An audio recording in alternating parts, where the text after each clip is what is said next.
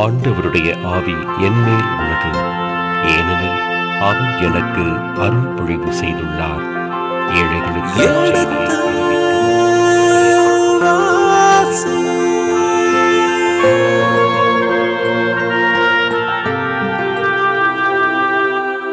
எடுத்து வாசி.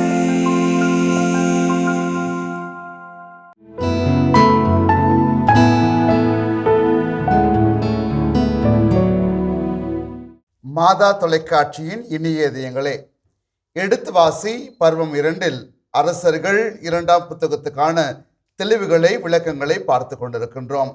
இதுவரை 18 அதிகாரங்கள் நிறைவு செய்திருக்கின்றோம். இந்த 18ஆம் அதிகாரத்தில் யூதா அரசர் எசேக்கியா பற்றி துவங்கி அதைத் தொடர்ந்து அசிரியர் எருசலேமை தாக்குதலை பற்றி நாம் பார்த்திருக்கின்றோம். அடுத்தது 19ஆம் அதிகாரத்தில் நுழைய இருக்கின்ற வேளையிலே இதற்கான விளக்கங்களை தெளிவுகளை நமக்கு கொடுக்க இருக்கின்றவர் அருட்பணியாளர் ரேமன் ஜோசப் அடிகளார் அவர்கள் நாம் வரவேற்போம். வணக்கம் தந்தையே. வணக்கம்.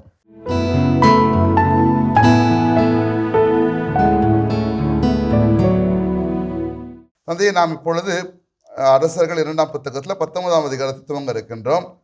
அதை பற்றிய விளக்கங்களை சொல்லுங்க தந்தையே. நீங்கள் சொன்னது போல 18ஆம் அதிகாரம் வரை நாம் பார்த்திருக்கிறோம் 2வது அரசர்கள் புத்தகத்தில்.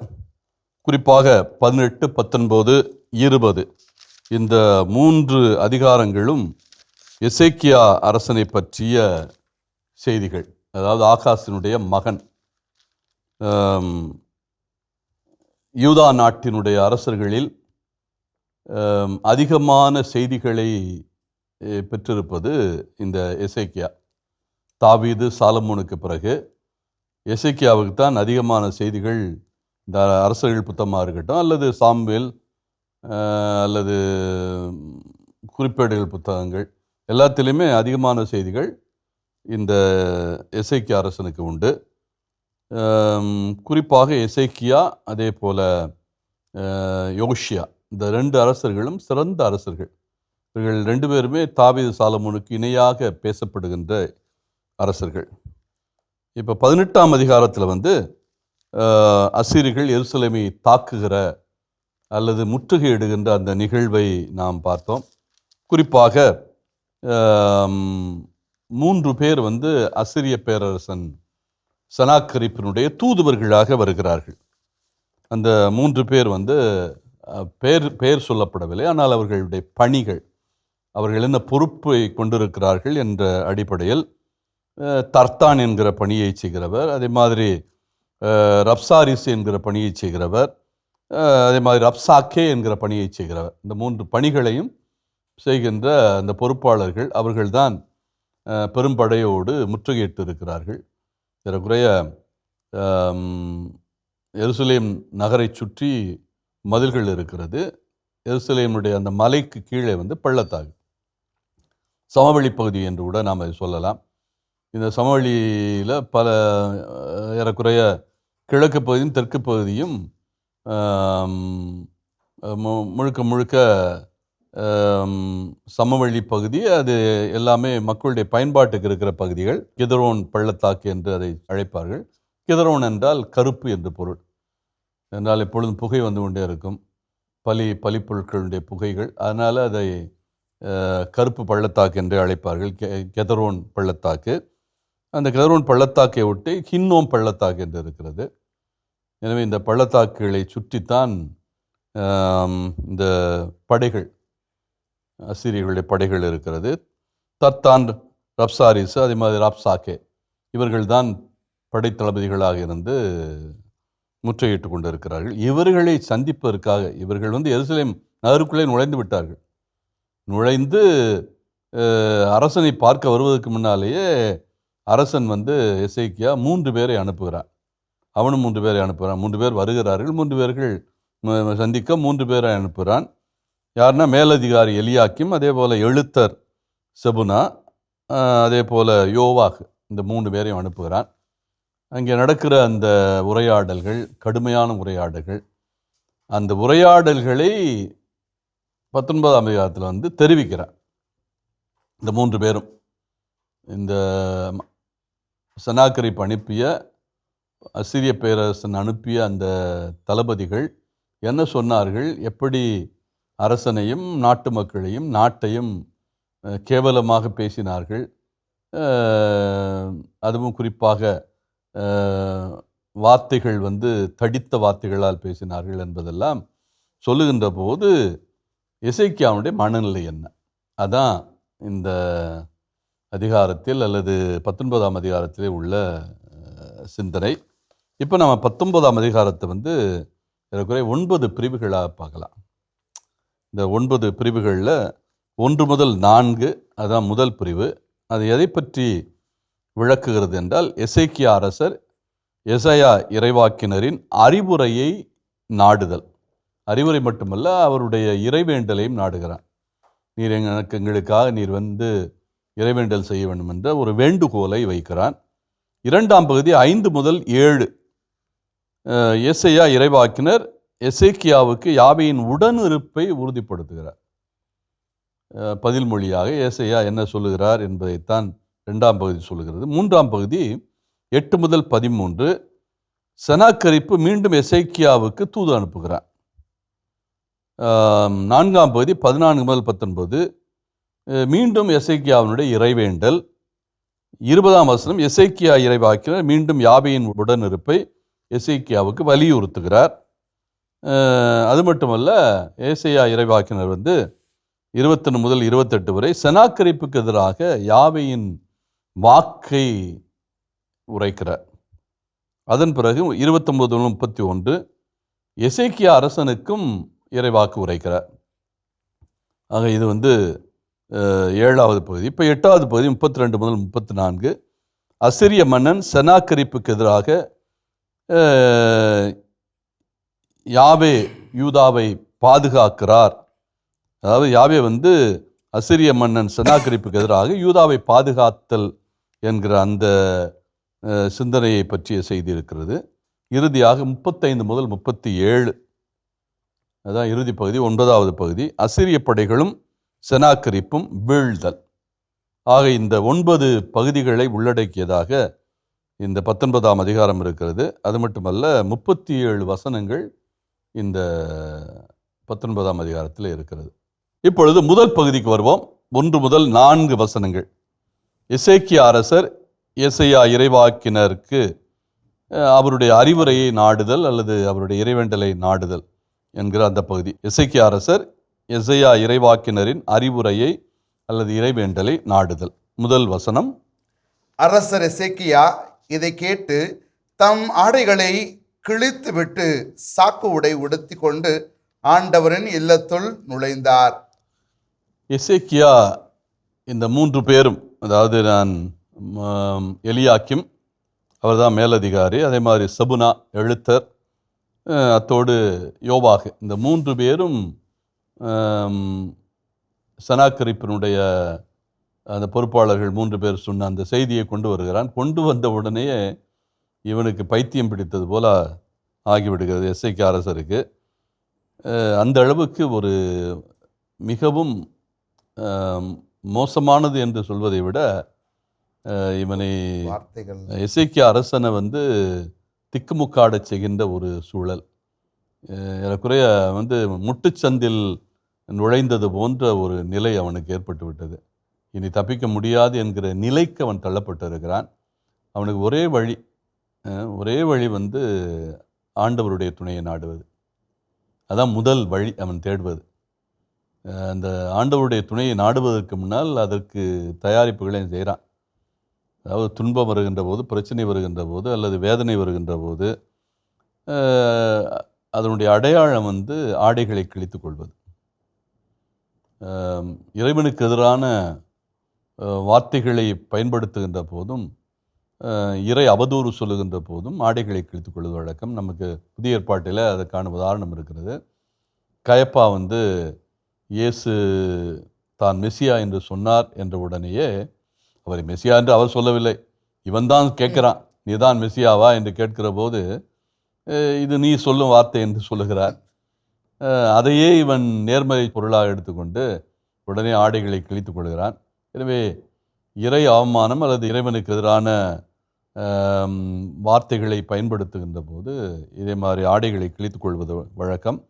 அதே மாதிரி துன்பத்தின் அல்லது பாவத்தின் அடையாளமாக, புலம்பலின் அடையாளமாக பெரும் துன்பம் அல்லது அழிவு இது வருவதை குறித்து அதற்கு அடையாளமாக ஆடைகளை கிழித்து கொள்வது மட்டுமல்ல, சாக்கு உடை உடுத்தி நோன்பு இருத்தல் இஸ்ராயல் மக்கள் மத்தியிலே நிலவி வந்த ஒரு வழக்கம்.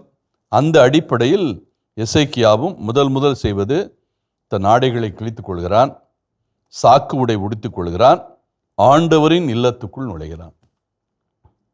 ஆண்டவரின் இல்லத்துக்குள் நுழைதல் என்றாலே இறைவன் என்ன சொல்ல போகிறார் அல்லது இறைவன் எனக்கு என்ன செய்தியை சொல்கிறார் என்கிற அந்த தன்மை. வேறு யாருமே எனக்கு அடைக்கலம் இல்லை அல்லது எனக்கு வழி இல்லை, எனக்கு உதவி செய்வதற்கு வேறு யாரும் இல்லை, நீர் ஒருவர்தான் என்கிற நிலையில் அவன் கோவிலுக்குள் நுழைகிறான். அதாவது இறைப்பிரசனம் அங்கே இருக்கிறது, உடன்படிக்கை பேழை இருக்கிறது, ஹோலி ஆஃப் ஹோலிஸ் என்று அழைக்கப்படுகிற திருத்துயத்திலே உடன்படிக்கை பேழை இருக்கிறது. ஆனால் அந்த உடன்படிக்கை பேழை இருக்கிற இடத்துக்கு போக முடியாது. வழக்கமாக மன்னர்கள் எல்லாம் பொதுமக்கள் இருக்கிற அந்த பகுதிக்கு செல்ல முடியும், குருக்கள் இருக்கிற பகுதிகளுக்கு கூட போக முடியாது. அதனால் வழக்கமாக ஆண்கள் எந்த பகுதியில் தங்குவார்களோ அங்கு தான் போயிருக்க வேண்டும். ஆனால் இதற்கு புறம்பாக ஒருத்தன் உள்ளே போனான் மன்னர்களில். அதாவது இவனுடைய தாத்தா எசேக்கியாவுடைய தாத்தா உள்ளே போனால் அதுக்குடைய தண்டனையும் பெற்றான். அசரியா என்று அழைக்கப்படுகிறவர் அவர் உள்ளே போயிட்டார், அதுவும் தூம்பு காட்டுவதற்காக. அதனால் இறைவன் அவரை தொழுநோயாளியாக தண்டித்தார். அதுக்குறைய 750 742 வரை 8 ஆண்டுகள் அவர் தொழுநோயால் பீடிக்கப்பட்டிருந்தார். அவரால் ஆட்சி செய்ய முடியலை தொழுநோயாளராக. அதனால் அவருடைய மகன் யோத்தாம், அதாவது ஆகாசனுடைய தந்தை யோத்தாம் ஆட்சி செய்தார், இணை அரசராக ஆட்சி செய்தார். அதனால் கோவிலுக்குள் நுழைந்து திருத்துயத்துக்குள்ளே நுழைந்த ஆட்களும் உண்டு, அதற்கான தண்டனையை பெற்றவர்களும் உண்டு. ஆனால் இவன் அந்த நிலையில் அல்ல, ஆண்டவருடைய இல்லத்துக்குள் நுழைகிறான். வழக்கமாக எங்கு இருந்து இறைவேண்டல் செய்ய முடியும் அந்த இடத்துக்கு போகிறான். இதுதான் அவன் எடுத்த முதல் முயற்சி. யாவையினுடைய துணையை நாடுவது, கோவிலுக்குள் அதாவது ஆண்டவருடைய இல்லத்துக்குள் நுழைவது, அவரிடத்தில் சரணாகதியாவது, நீர் ஒருவர் தான் எனக்கு வழி, வேறு யாருமே வழி இல்லை என்று சொல்லி அவருடைய பாதங்களில் விழுவது, இதுதான் முதல் முயற்சி. அதைத்தான் எசேக்கியா மன்னன் செய்கிறான். தொடர்ந்து அரண்மனையின் மேலதிகாரியான எலியாக்கிமையும் எழுத்தர் செபுனாவையும் குருக்களில் முதியோரையும் சாக்கு உடை உடுத்த செய்து. ஆக தான் மட்டுமல்ல, ஏற்கனவே இந்த சனாக்கரிப்பினுடைய ஆட்களை இந்த 3 பேரை சந்தித்து விட்டு வந்த தத்தான், ரப்சாரிசு, ரப்சாக் இந்த 3 பேரையும் சந்தித்து வந்த மேலதிகாரியான எலியாக்கும் செபுனா, அவர் தான் எழுத்தர். இவர்கள் மட்டுமல்ல, இப்போ இந்த யோவாகுக்கு பதிலாக சில குருக்கள், அதுவும் முதிய குருக்கள், இந்த முதிய குருக்களை அழைத்து நீங்கள் சாக்கு உடை உடுத்துங்களை சொல்லி அவர்களை உடுத்த சொல்லிவிட்டு என்ன செய்கிறார் எசேக்கியா அரசர்? ஆமோச்சின் மகனாகிய எசையா என்னும் இறைவாக்கினிடம் அனுப்பினார். ஆமோச்சின் மகனாகிய எசாயா என்னும் இறைவாக்கினிடம் அனுப்புகிறார். இது அவன் எடுக்கின்ற 2ஆம் முயற்சி. முதல் முயற்சி யாவே இடத்தில் நீதான் சரணாகதி என்று சொல்வது. 2வது எசையா அரண்மனை இறைவாக்கினர். ஒவ்வொரு அரண்மனையிலும் ஆலோசனை சொல்லுகின்ற ஆட்கள் இருக்கிறார்கள், அரச குருக்கள் என்று கூட அவர்களை சொல்லுவார்கள். இங்கே ஒரு அரச குருவை போல எசாயா இறைவாக்கின் இருக்கிறார். அவர் ஆலோசனை கூறுகின்றவர் அரசருக்கு. இதில் என்ன ஒரு சிந்தனை என்னவென்றால், ஆகாசு அரசனாக இருந்தபோது ஏசையாவினுடைய அறிவுரையை இவன் கேட்கவே இல்லை. அவர் பலமுறை அறிவுரை சொன்னார், எந்த அறிவுரையும் அவன் ஏற்றுக்கொள்வதாக இல்லை. அது மட்டுமல்ல, அடையாளம் கூட காட்டினார். தன்னுடைய மகனை அடையாளம் காட்டினார். நீ வந்து அசிரிய மன்னனுக்கு சார்பாக செல்லாதே, அவனுடைய உறவை நாடாதே, நீ வந்து கடவுளை மட்டுமே நம்பு என்று ஏசையா அவனிடத்தை பரிந்து பேசி, என்னுடைய மகனே உனக்கு வந்து அடையாளம் அப்படின்னு சொல்லி தன்னுடைய முதல் மகன், அவன் பேர் வந்து செயார் யாஷூப். செயார் யாஷூப் என்றால் என்ஜிஓ திரும்பி வருவர் என்பது பொருள். அந்த என்ஜிஓ திரும்பி வருவர் என்று பொருள் தருகின்ற அந்த செயார் யாஷூப்பை முன்னிறுத்தி, நீ வந்து உன் மக்கள் நாடு கடத்தப்பட்டால் கூட எல்லாரும் திரும்பி வருவாங்க, நிச்சயமாக கொஞ்சம் பேராக திரும்பி வருவாங்க என்று உறுதிப்பாட்டை யாவையே சொல்லுகிறார் என்று சொல்லுகிறான். 7ஆம் அதிகாரத்தில், ஏசாயா புத்தகம் 7ஆம் அதிகாரத்தில் இந்த செய்தி இருக்கிறது. 2வது வந்து 7ஆம் அதிகாரம் 14ஆம் வசனத்தில் இன்னொரு அடையாளத்தையும் காட்டுகிறார். இம்மானுவேல், ஒரு கன்னிப்பெண் கருத்தாங்கி.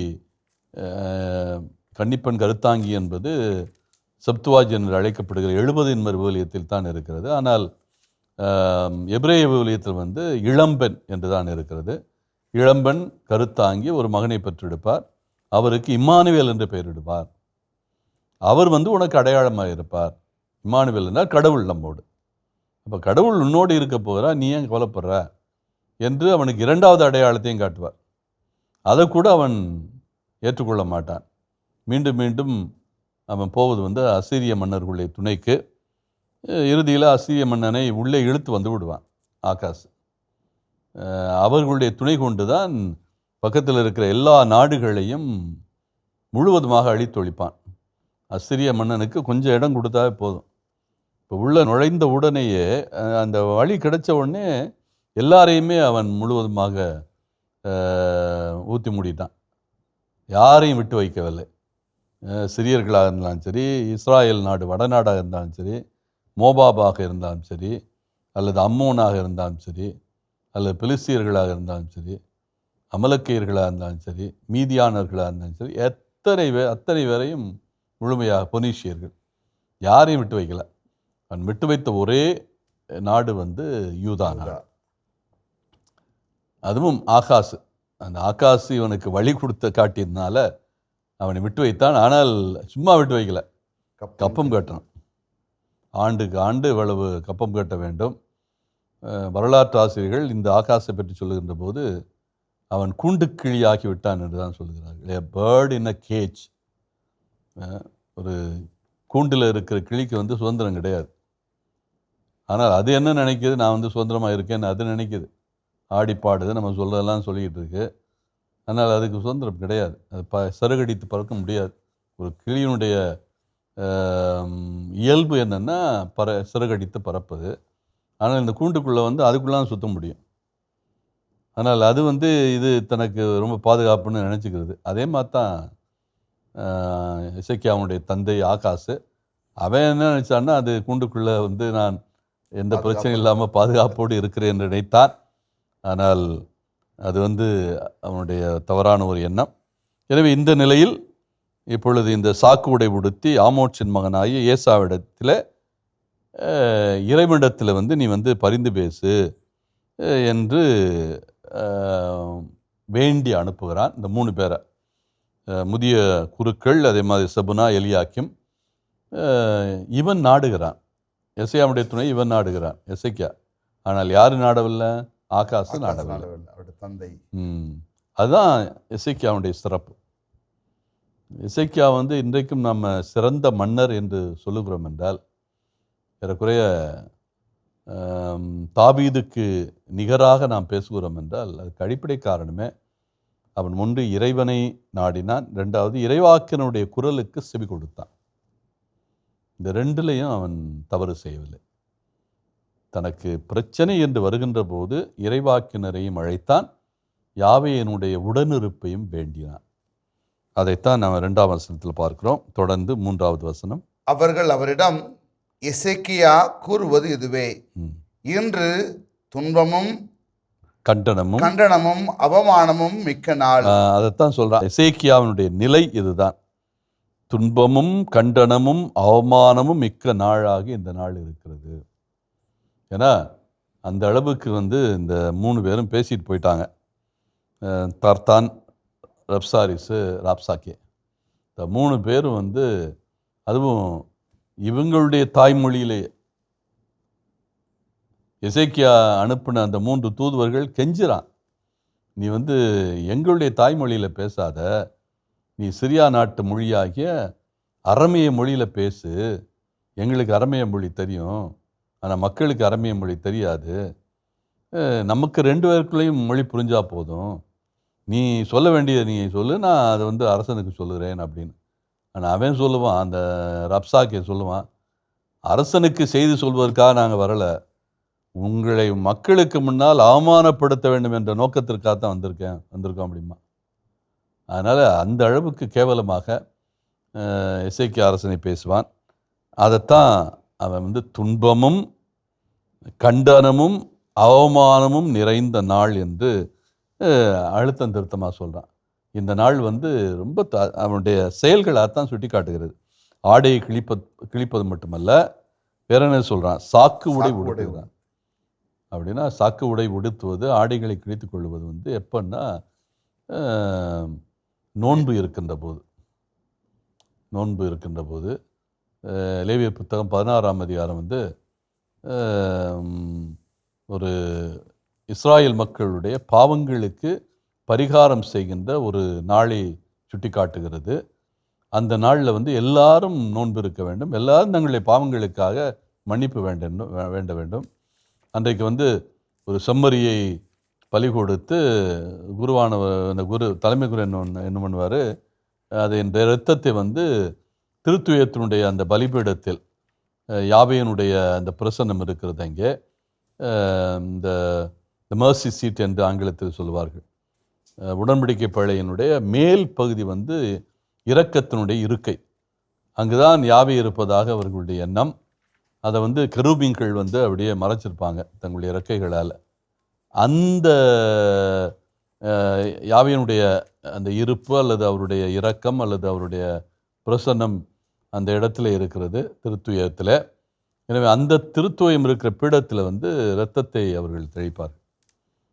அதற்கு பிறகு போக்க ஆட்டுக்குட்டி என்று சொல்லி தலைமை குரு தன்னுடைய பாவம் மட்டுமல்ல, இஸ்ராயேல் மக்கள் அத்தனை பேருடைய பாவங்களையும் அந்த ஆட்டுக்குட்டி மேலே விரித்து அந்த ஆட்டுக்குட்டியை அவர் காட்டிற்கு அனுப்பிவிடுவார், வனாந்தரத்திற்கு அனுப்பிவிடுவார். இந்த நாள் அவங்களுக்கு ஒரு முக்கியமான நாள். டிஷ்ரி மாதம் 10ஆம் தேதி இந்த துக்க நாள் கொண்டாடப்படுகிறது, நோன்பு நாள் கொண்டாடப்படுகிறது. எனவே அந்த நாள் எல்லா மக்களுடைய, அதாவது இஸ்ராயேல் மக்கள் அத்தனை பேருடைய பாவங்களை போக்குகிற ஒரு நாள். அன்றைக்கு அவர்கள் சாக்கு உடுத்திக் கொள்வார்கள், நோன்பு இருப்பார்கள். ஏறக்குறைய அந்த ஒரு நிலையில் செய்வது போல இருக்கிறது. ஏறக்குறைய நோன்பு நாளாகவே அவன் அறிவித்தது போல இருக்கிறது. இதை ஒரு துன்ப நாளாக, பேரிழப்பினுடைய நாளாக எசேக்கியா அறிவித்தது போல இருக்கிறது. எனவே இந்த சிந்தனையைத்தான் இந்த வாசகம் சுட்டி காட்டுகிறது. இதன் தொடர்ச்சியை அடுத்த பகுதியிலே தொடர்வோம். அதுவரை இணைந்திருங்கள். இயேசுவுக்கே புகழ், இயேசுவுக்கே நன்றி, மரியே வாழ்க. தாய் பிள்ளையை பெற்றெடுக்கிற அந்த கடைசி கட்டத்திற்கு விட்டாள். ஆனால் அவளுக்கு அந்த பிள்ளையை பெற்றெடுக்கக்கூடிய வலிமை இல்லை, ஆற்றல் இல்லை. அப்போ என்ன நடக்கும்? வலிமையும் ஆற்றலும் இல்லாவிட்டால் பிள்ளையும் இறக்கக்கூடிய வாய்ப்பு இருக்கிறது, தாயும் இறக்கக்கூடிய வாய்ப்பு இருக்கிறது. எசேக்கியா அரசன் உண்மையிலே வேதனைப்படுகிறான். எனக்கு இந்த வலிமை இல்லையே, ஆனால் எனக்கு இதை சாதிக்கணும் அல்லது இவர்களை வீழ்த்த வேண்டும், சனாக்கரீப்பினுடைய படைகளெல்லாம் விரட்டி அடிக்கணும்னு நான் நினைக்கிறேன். ஆனால் அது என்னால் இயலலை.